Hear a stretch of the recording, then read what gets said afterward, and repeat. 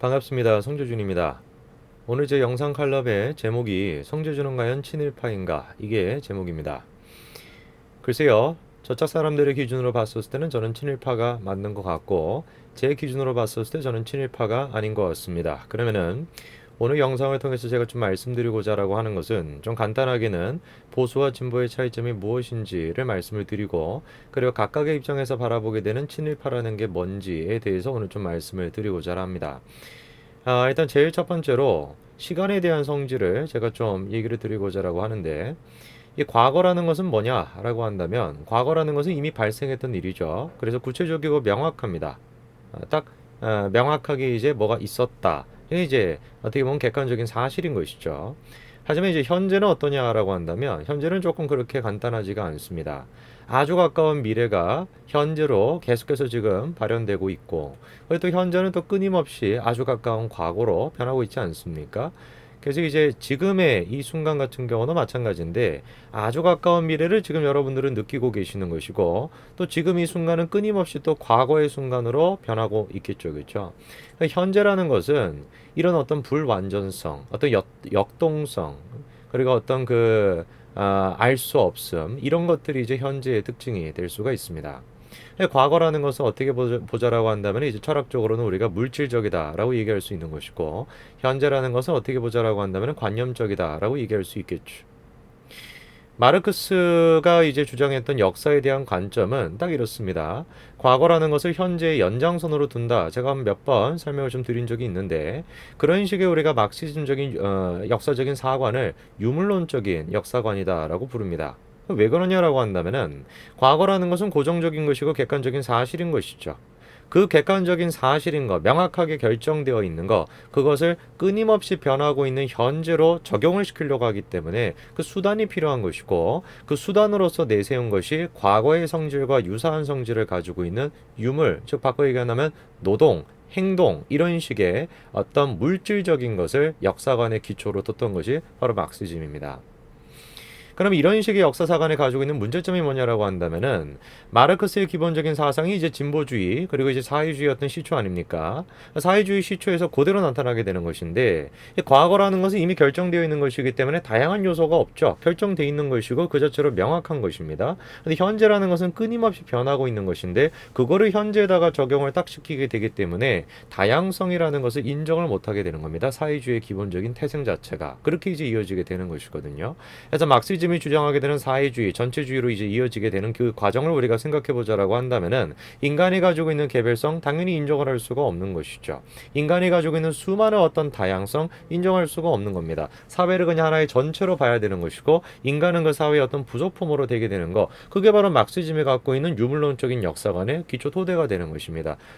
제가 이제 이 얘기부터 일단 시작하는 이유는 저쪽 진영에 있는 사람들 같은 경우도 좀 비극적인 이야기지만 막시즘이 뭔지를 몰라요. 뭐 자본론을 읽어보지도 않았었기 때문에 그리고 이제 우리 사람들 같은 경우도 마찬가지로 제가 이제 저짝 우리라는 표현이 좀 거슬릴 수도 있을 것 같은데 양해를 좀 구하겠습니다. 하지만 이제 보수주의자들 같은 경우는 이 진보주의라는 것, 사회주의라는 것이 어떻게 태생적으로 만들어지게 됐냐 그것을 이제 우리가 뭐 루소부터 볼 수도 있지만서도 가장 가깝게는 이제 막시즘부터 보는 것이니까 막시즘이 가지고 있는 유물론적인 역사관이 이런 것이다. 그 정도는 좀 알고 계실 필요가 있을 것 같습니다. 그러면은 이 얘기를 통해서 제가 이제 두 번째로 말씀드리고 싶은 것이 바로 이 친일파 문제입니다. 우리가 친일파의 문제를 생각한다라고 한다면 역사적으로 봤을 때 저 같은 사람들은 그렇게 보는 것이에요. 우리가 과거 그 당시의 모습으로서도 우리가 당연히 친일파를 바라볼 수가 있어야 되겠지만 우리는 현재를 살아가고 있는 사람이기 때문에 과거의 모습에 끊임없이 갇혀 있는 것이 아니라 현재적인 관점에서도 우리가 친일파의 문제를 바라볼 수가 있어야 되겠다라는 겁니다. 요컨대 과거의 관점에서 친일파를 보자라고 한다면 나라 팔아먹은 놈들이겠죠. 근데 현재 관점에서 친일파를 바라보자라고 한다면은 그 후손들이 되는 겁니다. 친일파의 후손들.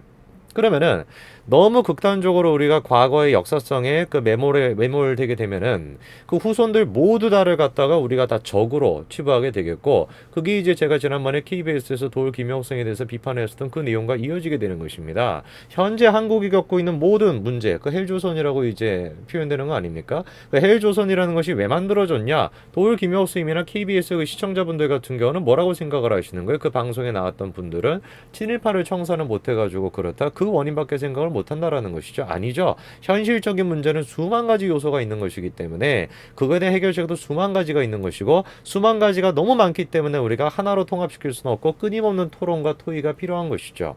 근데 과거적인 어떤 역사적인 유물론에 이제 묶여 있는 사람들은 그 모든 것들을 그냥 하나의 객관성으로 묶어가지고 뭐라고 생각을 하게 되는 것입니까? 친일파 정사를 못해서 그렇다. 그렇게 생각하는 것이죠.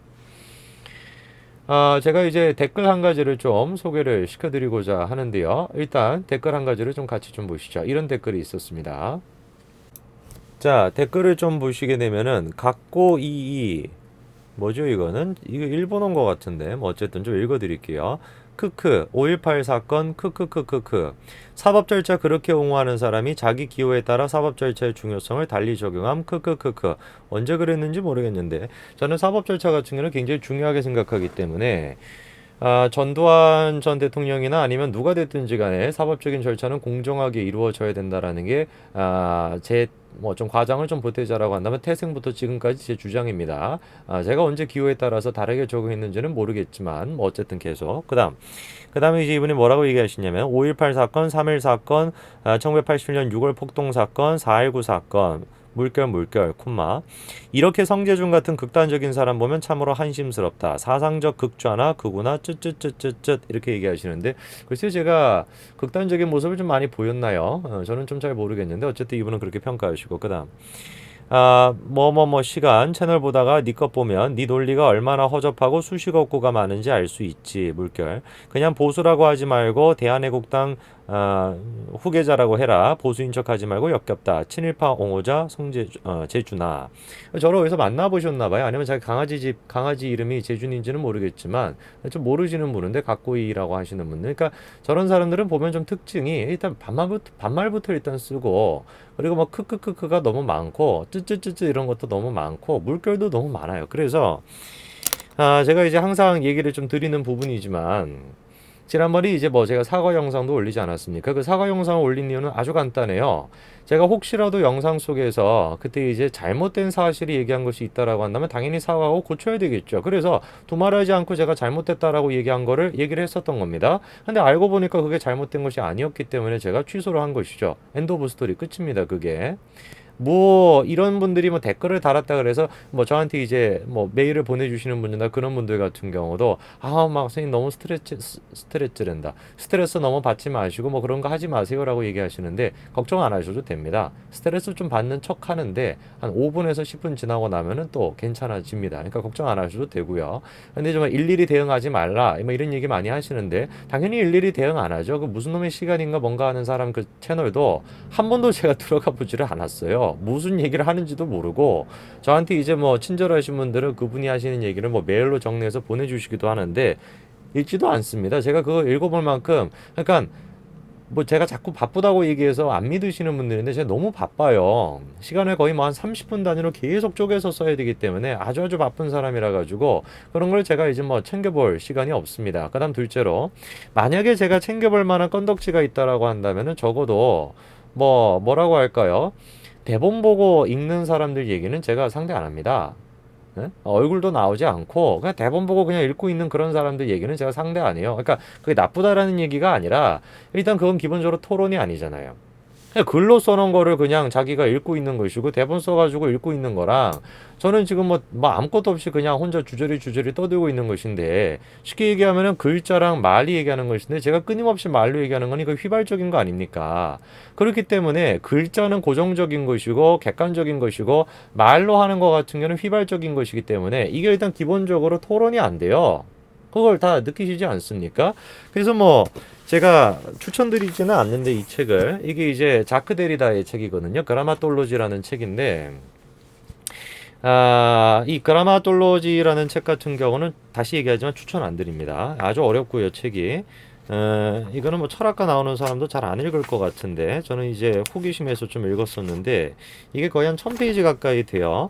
근데 이 책의 기본적인 골자는 뭐 그런 내용입니다. 오늘 좀 영상이 좀 길어질 것 같은데 양해를 좀 미리 구하겠습니다. 일단 그라마톨로지라는 책에서 이제 주장하고 싶은 말은 뭐냐면은 여러분도 잘 아시는 그 레비스트로스였나요? 맞죠? 레비스트로스 그 인류학자라고 해야 되나? 그분이 이제 원시 사회에 대한 연구를 굉장히 많이 하시잖아요. 그래서 그 레비스트로스에 대한 얘기를 소개를 하게 되면서 기본적인 대표적인 주장이 글자라는 것은 객관적인 것이고 명확한 것이기 때문에 그 글자라는 것이 그냥 단순하게 인간 진화적인 차원에서 우리가 이해할 것이 아니라 그런 글자를 통해 가지고 인간의 어떤 생각, 사변적이고 휘발적인 어떤 생각과 말 그런 것들을 구속하는 수단으로 쓰였다. 정치적으로. 그게 일단 기본적인 그라마톨로지의 주장입니다. 뭐 요컨대 어떤 부분들이 있냐면은 제가 가지고 있는 책으로는 이게 어디 출판사? 민음사 출판사 잘 아시죠? 324페이지인데 일단 한번 좀 읽어드릴게요. 그 추장은 문자 언어의 기능과 문자 언어가 의미하는 내용도 알지 못한 채 문자 언어의 훌륭한 사용법만을 터득했기 때문에 문자 언어의 궁극적 목적은 이론적이 아니라 정치적인 것이며 지적이라기보다는 사회학적인 것이다. 그래서 문자 언어의 상징, 이건 이제 레비스트로스 얘기입니다. 문자 언어의 상징은 차용되었지만 그것의 현실성은 그들에게 생소한 채로 남아 있었다. 그리고 문자 언어의 차용은 지적인 면보다는 사회학적인 목적에 쓰였다. 레비스트로스는 여러분도 잘 아시는 것처럼 대표적인 그 구조주의적인 어떤 철학가라고 할까요? 뭐 인류학자이고 뭐 역사적인 관련된 저수도 되게 많이 쓰는데 그래서 제가 이제 그런 분들과 토론을 하겠다라고 얘기하는 이유는 그러니까 그게 안 되는 겁니다. 그러니까 그분들이 저한테 끊임없이 얘기하는 것들은 다 말꼬리 잡기예요. 음? 그럴 수밖에 없죠. 기본적인 어떤 큰 논리 체계에 대해서 이제 지적하는 것은 이 인간 대 인간으로서 말로써 우리가 얘기할 수 있는 것인데 그냥 자기가 글로 쓴 대본 가지고 이제 읽고 있고 저 같은 경우는 그냥 이제 끊임없이 말로 하기 때문에 당연히 말을 우리가 끊임없이 하다 보면은 단어 몇 글자 실수가 발생할 수가 있죠. 예? 그거를 가지고 그거를 통해 가지고 논리를 확정시키고 비약시키기 때문에 안 봐도 뻔합니다. 예? 그래서 그런 분들은 저도 만약에 대본을 써가지고 똑같이 상대한다라고 하면 무슨 껌덕지라도 되겠어요. 그런 분들이. 그리고 둘째, 뭐 얼굴 맞대고 1대1로 뭐 제가 이제 이번 주 일요일 날도 토론하는데 또 뭐 멀리 계셔서 못 오신다라는 핑계 대지 마시고 전화하세요. 자신 있으시면. 자신이 없잖아요. 다 아는 겁니다, 스스로도. 그러니까 자기가 하는 짓 자체가 이제 그냥 단어 뭐 그런 거 가지고 이제 계속 얘기를 하는 거기 때문에 그러니까 이제 쉽게 얘기해서 뭐 이런 표현하긴 좀 그렇고 어쨌든 뭐 깜이 안 된다라는 거죠. 예, 그래서 그런 분들은 이제 신경 쓰지도 않고 그러니까 걱정 안 하셔도 됩니다, 여러분.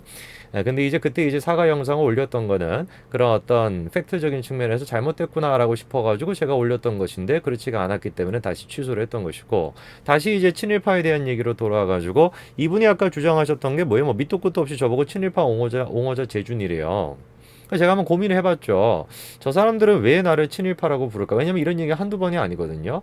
뭐 지난번에 같은 경우도 무슨 뭐 나라 팔아먹게 생겼다라는 등 아니면은 뭐 매국노 같이 생겼다라는 등 뭐 이런 얘기가 많은데 일단 제가 느꼈을 때는 뭐 저 사람들의 마음속에는 그냥 프레임이 다 갖춰져 있는 거겠죠. 보수적인 사람들 그리고 그런 사람들은 다 기득권인 것이고 기득권인 사람들은 친일파는 옹호하는 것이다. 이렇게 되는 것인데 그런 어떤 프레임을 생각해야 되는 것이 아니라 제가 가지고 있는 프레임의 어떤 그 원천은 논리성입니다. 그리고 이제 지성인 것이죠. 그래서 흔히 우리가 얘기하는 공부를 하면 할수록 절대로 좌파에 남아 있을 수가 없어요. 그래서 대부분의 좌파에 있는 사람들은 대부분의 운동이 학생 시절에 열심히 하다가 운동권 시절에 공부가 멈췄을 가능성이 높죠. 대부분 사람들은 다 그렇습니다. 그래서 유시민 작가라면 도울 김용석 선생님 같은 경우도 도울 김용석 선생님 자기 프레임 속에서 너무 그쪽으로만 공부를 하셨기 때문에 열린 마음이 좀 부족하게 되는 것이고 그래서 아까 전에 제가 서두에 말씀을 드렸던 것처럼 보수주의자의 특징은 뭡니까? 보수주의자는 이게 좀 조금만 더 오늘 제가 얘기를 좀 드리겠습니다. 보수주의자 같은 경우는 안전성을 중시하죠. 어떤 균형감을 중시합니다. 근데 오해하시면 안 되는 것이 안전성과 균형감을 중요시한다라고 생각하면은 아니 그러면 사회주의자랑 다른 게 뭐냐 이렇게 생각하시면 완전히 안 되는 거예요. 왜냐면은 사회주의자가 얘기하는 것은 개별성이 가지고 있는 다양성을 무시한 채 없애버린 채 객관성이라는 틀에서 묶어버리는 거 그게 이제 전체주의로 빠지게 되는 겁니다. 그게 이제 사회주의인 것이고 보수주의에서 얘기하게 되는 안정성이라는 것은 개별적인 어떤 끊임없는 그 혼란 끊임없는 어떤 개별성이 가지고 있는 다양성 그거를 받아들이는 상태 속에서 전체적인 틀을 짜는 거 그게 바로 보수주의입니다. 그럼 그 틀을 어떻게 짜냐 개별성은 다 다르고 사람들은 너무나 다른데 그 틀을 어떻게 짜냐 그게 바로 법치로 이어지게 되는 겁니다. 그래서 보수주의자 중에서는 법치를 중시하지 않을 수가 없는 것이죠. 물론 공부가 안 돼 있는 사람들은 이상한 소리 했다가 또 딴 소리 했다가 계속 왔다 갔다 한다라고 할지라도 기본적으로 보수주의자는 다 그 큰 맥락이 있는 겁니다. 그러면 최근에 이제 문제가 됐던 그 친일파에 대한 어떤 논란들, 제가 한 두 가지 정도 사건을 좀 소개를 시켜드리겠습니다. 제일 첫 번째 기사를 좀 보시죠. 자, 이거 보시게 되면은 이런 기사가 나왔어요. 소방차 길 터주기 모르는 외제 승용차. 저는 일단 저 기사를 보고 좀 깜짝 놀랐습니다. 저기 이제 승용차 길 뭐라고 했죠? 소방차 길 터주기 모르는 외제 승용차. 저는 과장을 조금 보태가지고 살면서 처음 들어봤어요. 저런 기사에서 소방차 길 터주기 모르는 한국 사람들 이런 건 들어봤는데 소방차 길 터주기 모르는 외제 승용차? 근데 이게 좀 의아해가지고 제가 또 딱 클릭해버렸죠. 낚인 거죠. 쉽게 얘기해서. 클릭을 딱 해봤더니만 앞에 있는 자동차가 이제 외제 승용차인데 공교롭게도 또 렉서스야. 할 말이 없죠. 그러니까 딱 이제 외제 승용차 딱 이래가 들어갔더니만 또 그것도 렉서스예요. 근데 이게 또 사진이 좀 이상한 게 뭐냐, 민방위 훈련에 대한 얘기였던 것 같기도 한데 맞네요. 보세요. 제410차 민방위의 날인 20일 오후 대구 서구 2연 3거리 서구 대구 뭐 쭉쭉쭉 나와 있습니다. 소방차 길터주기 나와 있는데 가만히 보시게 되면 사진을 잘 보세요. 첫 번째 일단 소방차 같은 경우는 앞쪽에 이제 빨간 차 보이시죠? 저게 이제 1차선에 있습니다. 그리고 이제 지금 사진을 찍고 있는 이 소방차 같은 경우는 2차선에 지금 있는 상태인가요? 3차선에 있는 것 같기도 하고요. 그렇죠? 2차선에 3차선 넘어가는 것 같은데, 그럼 렉서스의 입장이 돼보자라는 것이죠. 그럼 렉서스 같은 경우는 지금 이제 사진의 어떤 방향성을 보게 되면 2차선에서 3차선으로 빠지고 있는 중이에요. 그럼 합리적인 사람은 뭐라고 생각을 할 수가 있는 거냐? 뒤에서 막 소방차가 삐뽀 울려요. 내가 가만히 봤더니 앞에 소방차가 1차선에 있어. 그러면 오케이. 그러면 저 사람은 이제 그 긴급차선이니까 1차선으로 가야 될 거 아닙니까? 1차선으로 빠지겠다. 그러면 나는 2차선에서 3차선으로 옮겨가야지. 이렇게 돼야 되는 거 아니에요? 저라도 만약 같은 상황이 있었다라고 한다면 2차선에서 3차선으로 갔을 것 같은데 운전해 보시는 분은 아시겠지만 1차선으로 빠지지 않죠. 3차선으로 빠지죠. 근데 그거를 가지고 무슨 소방차 길터주기 모르는 외제 승용차에서 렉서스 딱 이렇게 해놓는 거죠. 글쎄요, 뭐 기자가 뭐 의도를 가지고 렉서스라는 차량을 꼭 찍었는지 아니는지는 모르겠지만 저 지금 기사에서 외제 승용차라는 말이 왜 필요한 거예요? 무슨 뭐 외제차 몰고 다니는 사람 같은 경우는 기본적인 질서가 떨어진다 뭐 그런 얘기 보여주고 싶은 거예요.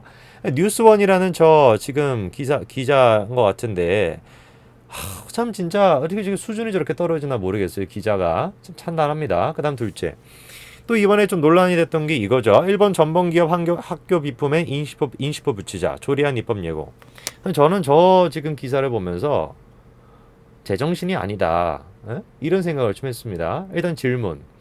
전범 기업이라는 것을 어디까지로 우리가 전범 기업으로 봐야 됩니까? 예를 들어 가지고 일본이 이제 당시 이제 막 전쟁을 치르고 있었을 때 회사들은 이제 민간 기업이죠. 근데 전쟁을 일단 나게 되면 모든 민간 기업들은 전부 다 뭐로 바뀌어야 됩니까? 자기 물건 팔고 있을 수가 없고 전부 다 이제 전쟁 물자 만드는 것으로 다 기업이 바뀌게 되겠죠. 자기 의지에 따라 가지고 안 할 수 있는 게 아니에요. 그런 것들은. 미국도 마찬가지인 것이고. 그래서 뭐 미국 같은 나라도 무슨 뭐 수만 가지 회사들이 있는 것이죠. 그래서 그 수만 가지 회사들 뭐 JM인가요? 그 뭐죠? GM이죠, GM. JM은 죄송합니다. 갑자기 유튜버 이름이 나왔네. 네. 오해 마시기 바랍니다. 그 GM, 그 제너럴 모터스, 그거 같은 경우도 대표적으로 이제 군수물자 많이 만들었던 회사 아니에요? 근데 그 회사를 통해 가지고 군수물자가 만들어져 가지고 전쟁적인 피해를 입은 나라들도 분명히 있는데 거기에다 가지고 우리가 GM에 대해 가지고 무슨 전범 기업이다 뭐 이런 얘기 하는 경우가 있나요? 없죠. 이 전범 기업이라는 것 자체가 철진한 얘기예요. 그래서 전 세계적으로 봤었을 때 외교적으로 봤었을 때 이 기업은 전범 기업이다라고 해서 무슨 뭐 불매 운동을 저지르고 하는 경우는 제가 알기로는 우리나라밖에 없습니다. 뭐 간혹 가다가 중국 뭐 이 정도 그 두 개 정도 나라밖에 없어요. 세상 천지 어디를 보더라고 할지라도 뭐 유대인들 같은 경우는 마찬가지로 뭐 독일 뭐 기업에 대해 가지고 뭐 그런 거 한다 뭐 있을 수도 있으니까 있으면 혹시 저한테 기사 같은 거 보내주시면 제가 좀 읽어보겠습니다만. 기본적으로 이런 식의 어떤 지금 뭐 입법을 하겠다라는 것 자체가 논리적으로 말이 안 되는 것이죠. 일단 첫째 말씀드린 것처럼 어디까지를 전문 기업으로 봐야 되는 것이냐. 자기들이 발 뻗고 나서 가지고 무슨 뭐 그냥 뭐 요구하는 거 이상으로 막 전쟁에 대해 가지고 엄청나게 후원을 했다. 그걸 우리가 전문 기업으로 봐야 되는 것인지. 아니면 국가의 어떤 명령에 따라 가지고 자기 의지와는 상관없이 군수물자를 만들 수밖에 없었다. 그 기업들을 우리가 전문 기업으로 봐야 되는 것인지. 그 기준이 없는 것이죠. 근데 그 기준 자체를 싹 다 무시하게 되고 과거라는 어떤 그 틀을 현재까지도 그냥 억지로 꾸겨 넣게 되니까 틀림없이 이거는 뭐로 이어질 수밖에 없는 겁니까? 그런 합리성, 그런 어떤 개별성, 그런 어떤 수만 가지 환경적인 요소들, 그런 것들은 싸그리 다 무시하게 되고 한 틀로 묶어가지고 그냥 객관적으로 그냥 딱 이렇게 그냥 적용이 된다라는 것이죠. 그런 식의 어떤 과거의 프레임을 현재까지 씌우는 것은 그거는 틀림없이 정치적으로 이어질 수밖에 없는 것이고, 이것도 마찬가지고 아까 전에 그 승용차 사건 같은 경우는 마찬가지로 저는 보는 것입니다. 그래서 제일 처음에 제가 영상에서 제목에서 써놓은 것처럼 성주주는 과연 친일파인가? 저는 지금 여기서 친일표란다. 친일파라고 이제 되어 있는 그런 어떤 뭐 전범 기업들 뭐 이런 것들을 사용하는 사람들까지도 친일파라고 봐야 되겠죠. 그렇기 때문에 지금 저렇게 조례안을 만드는 거 아니겠습니까? 이 기업들 같은 경우는 어떤 그 친일적인 행동을 한 것이고, 그렇기 때문에 전범 기업으로서 책임을 져야 된다. 그렇기 때문에 무슨 뭐 마크를 붙이겠다라고 지금 이제 까불고 있는 거 아니겠어요? 저는 저런 기업들을 충분히 사용할 겁니다. 아무런 어떤 문제 없이 저는 저런 것들 쓸 것이고, 지금 뭐 저런 어떤 전범 그 기업이다라고 스티커를 붙여놔들 만들 그냥 떼어버리고 말지 그냥 저는 쓸 거예요. 그러면 저 같은 사람들은 저 사람들 입장에서 봤을 때는 친일파겠죠. 괜찮습니다. 그럼 저 친일파 하겠습니다. 그런 입장에서 봤을 땐 충분히 제가 친일파 되고도 남죠. 제가 생각하는 진짜 친일파는 우리가 일제 침략을 받았을 때 나라를 팔아먹고 조선의 어떤 그 독립군들을 갖다가 일본한테 팔아먹고 그런 사람들은 친일파죠. 근데 그거는 과거적인 영역에서 봤었을 때 친일파로 그걸로 남아야 되는 것인데, 그거를 현재까지 억지로 그 똑같은 안목을 가지고 수만 가지가 바뀌어 있는 현재에다가 그거를 적용을 시키니까 이게 말도 안 되는 소리다라고 나오게 되는 것입니다. 그렇게 억지로 적용을 시켜가지고 친일파를 만들어내겠다라고 한다면 오케이, 저도 친일파 하겠습니다. 오늘 제가 영상이 좀 길었네요. 지금 찍고 나 보니까. 그래서 이제 뭐 보수와 진보에 대한 얘기도 조금 말씀을 드렸고, 그 다음에 이제 언어적인 얘기도 좀 말씀을 좀 드렸고, 그리고 이제 마지막으로 친일파에 대한 얘기까지 말씀을 좀 드렸습니다. 제 영상을 보시는 분들한테 제가 바라는 바는, 영상이 좀 길지만 웬만하면 좀 처음부터 끝까지 다 보시길 권장해 드립니다. 그래야지 또 그 보면은 막 댓글 다는 사람들 보면은 중간까지밖에 안 봐요. 평균 시청 시간이 한 10분 정도밖에 안 되거든요. 그러니까 18분 영상이라고 한다면 평균 시청 시간이 10분밖에 안 되고, 10분짜리라고 한다면 평균 시청 영상이 3, 4분밖에 안 돼요. 그러니까 절반은 듣지도 않는다는 소리죠. 그러면 안 되죠. 그래서 준팔러 여러분들은 제가 이제 좀 재미없게 얘기하고 지루하게 얘기한다라는 그런 디스어드밴티지는 있지만, 그런 것들을 좀 감안하시고라도 영상을 처음부터 끝까지 보셨으면 좋겠습니다. 오늘 여기까지 말씀드리겠습니다. 감사합니다.